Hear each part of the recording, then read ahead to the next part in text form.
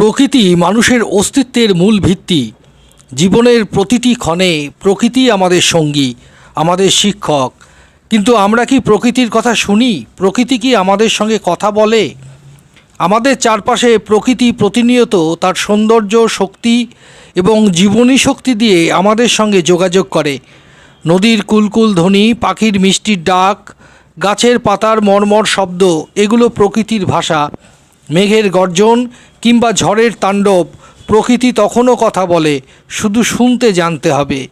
প্রকৃতি আমাদের শুধু সৌন্দর্য উপহার দেয় না, দেয় শিক্ষা, সতর্ক বার্তাও। যখন আমরা প্রকৃতিকে অবহেলা করি, গাছ কাটি, নদী দূষিত করি, তখন প্রকৃতি তার প্রতিবাদ জানায়। বন্যা, খরা, ভূমিকম্প, ঘূর্ণিঝড়ের মতো দুর্যোগ প্রকৃতির সতর্ক সংকেত।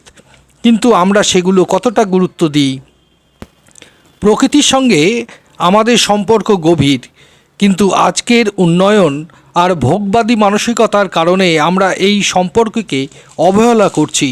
আমরা ভুলে যাচ্ছি প্রকৃতি আমাদের শুধু আশ্রয়ই দেয় না, আমাদের জীবনের ভিত্তিও প্রকৃতির উপর নির্ভরশীল। তাই সময় এসেছে প্রকৃতির ডাকে সাড়া দেওয়ার। আমাদের আচরণে ভারসাম্য আনতে হবে, প্রকৃতির প্রতি দায়িত্বশীল হতে হবে। বৃক্ষরোপণ, পরিবেশ রক্ষা, দূষণ কমানো, এসব উদ্যোগের মাধ্যমে আমরা প্রকৃতির সঙ্গে নতুন করে বন্ধুত্ব গড়ে তুলতে পারি।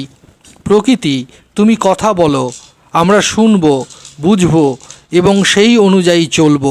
তবেই পৃথিবী হবে সুন্দর ও বাসযোগ্য।